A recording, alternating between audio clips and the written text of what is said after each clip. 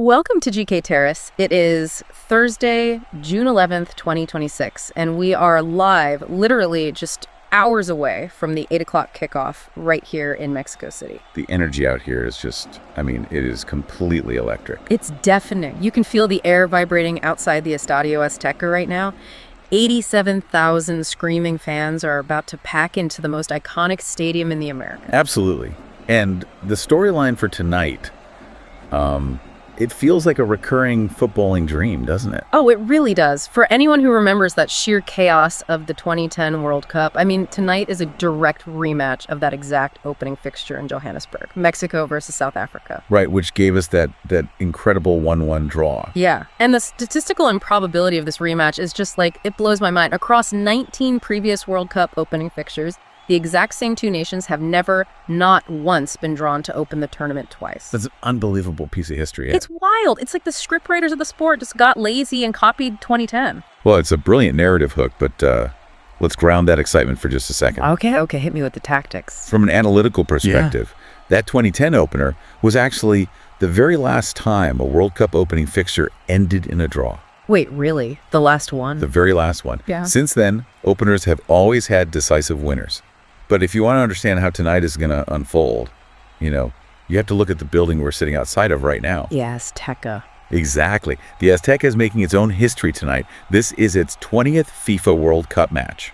Which is an absolute tournament record, right? Yes. No venue on earth has hosted more World Cup football. And the Azteca has this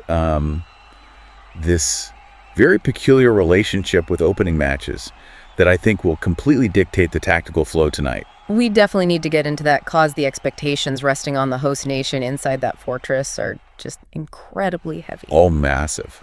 Because playing in Mexico City isn't just a home game, it is a physical gauntlet.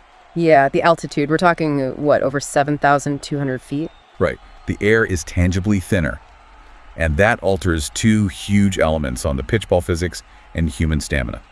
How much does the ball physics really change, though? Practically speaking. It's significant. Because the air is less dense. The ball travels through it with less friction. So a long pass or a shot moves faster and dips much later. Oh, wow. So that's a nightmare for the visiting goalkeeper. A total nightmare trying to read the flight of the ball. Yeah. And then regarding stamina, at this altitude, oxygen deprivation sets in fast. If South Africa presses too aggressively early on, their legs will feel like lead by the 60th minute. Which explains why Mexico views this place as completely invincible. They are unbeaten in all 7 World Cup matches played here. 5 wins, 2 draws. Right. But here's the fascinating quirk about this building. When it comes to Estadio Azteca openers specifically, they always end in draws. Wait, always? Always. We saw it in 1970. Mexico 0-0 against the Soviet Union. And again in 1986, Bulgaria and Italy played out a 1-1 draw on opening day. So a stadium that gives this massive home field advantage suddenly becomes this, neutralizer on day one. Exactly. Because of the pressure and pacing. The stakes are so high that teams become risk averse.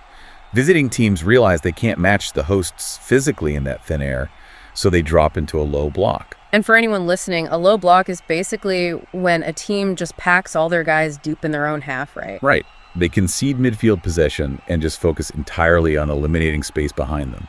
It forms this dense wall of bodies, which forces Mexico to just pass around the perimeter and burn nervous energy. And that nervous energy is real. You look at Mexico's history, this is their 18th World Cup appearance, which is a CONCACAF record. But out of 60 total tournament appearances, they've never won the whole thing. Never. And they've never even gone beyond the quarterfinals. And the only times they reached the QFs were 1970 and 1986 when they were the hosts. So the expectation from these fans isn't just a win tonight. It's that being the host is the magic key to breaking that glass ceiling. Yeah, but let me push back on that tactical calmness you're laying out. The Azteca isn't just a stadium, it's a pressure cooker. Oh, absolutely. But with that historical pattern of opening draws here, is that pressure actually cooking the opponent, or is it suffocating the Mexican players themselves? The weight of 87,000 people demanding a blowout could just crush them. That's a great question, but the numbers actually show tremendous resilience from Mexico. They really don't freeze under the lights. Really? Yeah. In their last 7 World Cup openers, Mexico is totally unbeaten. 5 wins, 2 draws. You literally have to go all the way back to 1994, a narrow 1-0 loss to Norway to find their last opening day defeat. Okay, so they have opening match pedigree. And if they're structurally designed to absorb that anxiety, we have to talk about the man pacing the touchline tonight, Javier Aguirre. Maestro himself. I mean, the cinematic arch of this guy's career is unbelievable. He's leading Mexico at a World Cup for the third time, 2002, 2010, and now 2026. Among all the head coaches in this tournament, only France's Didier Deschamps has managed more World Cups with the same nation. And Aguirre's personal history is practically woven into the grass out there. Completely. Go back to the 1986 World Cup, right here at the Azteca. He was a player, he scored in the tournament, he played all 5 matches, he's a national hero, until the quarterfinal against West Germany. Where they hit that historical ceiling. Exactly. Aguirre gets a dramatic red card, Mexico plays a man down, and they lose on penalties. And now, 40 years later, he is tasked with fixing the exact narrative he was a part of. And that history completely dictates what an Aguirre team looks like in 2026. He knows you can't win an Azteca opener on pure emotion. Emotion leads to mistakes. Mistakes at high altitude are fatal. So what's his tactical blueprint tonight? Control. Mexico is fully expected to dominate possession and control the tempo straight from kickoff. But their true danger, surprisingly, is set pieces. Ah, yes, César Montes. Exactly. You look at Montes, their center back. At the 2025 CONCACAF Gold Cup last summer, he was just a monster. He was everywhere. He really was. He scored 3 goals all from corners. He recorded the second highest interceptions with 10, and he boasted this massive 75% aerial duel win rate. Wait, 75%? That is absurd. It's an incredible tactical asset. Aguirre sets up these corner routines, almost like basketball pick and rolls, to free Montes up, and he just dominates the airspace. But let me ask you this from an analytical standpoint. If your biggest goal threat heading into a World Cup opener is a center back scoring from corners, is that a sign of Aguirre's tactical genius? Or is it a massive red flag about Mexico's lack of creativity in open play? Well, it's a bit of both, honestly. Yeah. It definitely highlights a creative deficit, but breaking down a packed low block is incredibly difficult in open play, especially with opening day nerves. Set pieces are closed, controllable environments. That's pure pragmatism. Exactly. They monopolize the ball, slow the game down, and strike from a dead ball. Which means we need to look at the team tasked with defending those corners. Let's pivot to South Africa, Bafana. They are stepping onto away soil with some serious historical demons. The away soil struggle is their entire overarching storyline right now. It's grim, honestly. This is their 4th World Cup appearance, but their first away from home soil since 2002. It's been a long time. A whole generation only knows them from hosting in 2010, and they have never progressed beyond the first round in tournaments played outside Africa.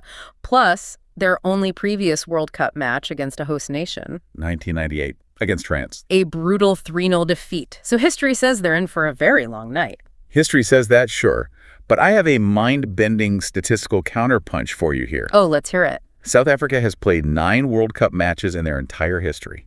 Do you know how many times they have been blanked?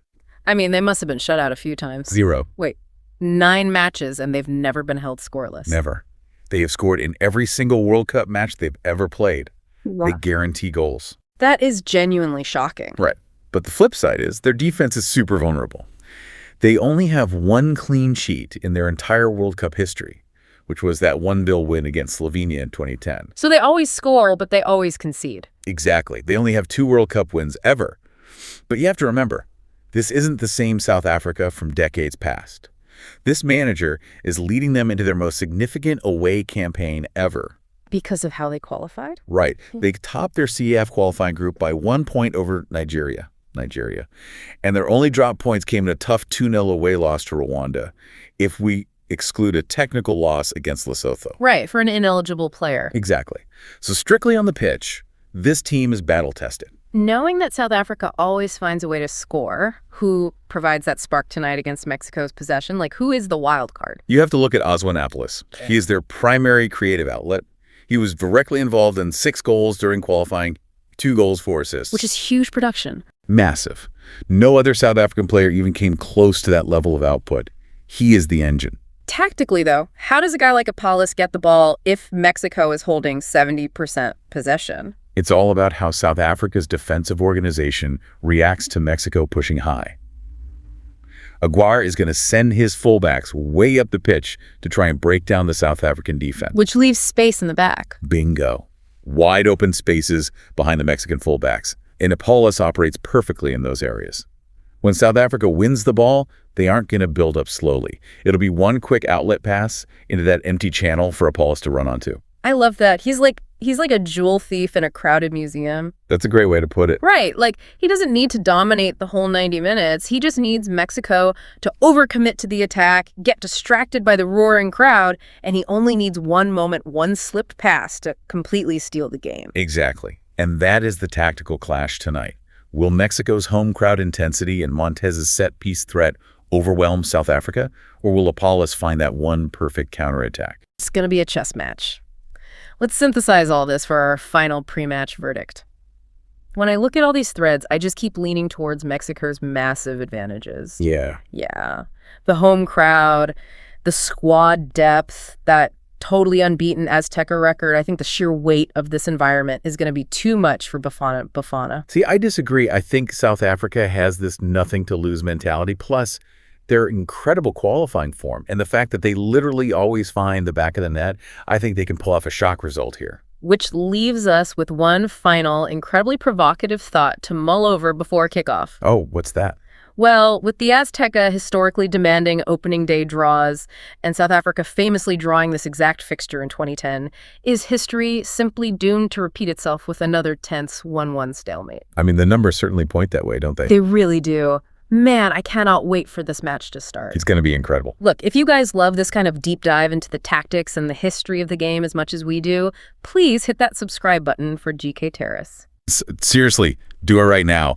We're going to be live on GK Terrace all month long, covering every angle, every upset, and every tactical shift of this World Cup. We absolutely love breaking this down with you, so hit subscribe, grab a drink, get settled in for kickoff, and we will see you at halftime. Enjoy the match.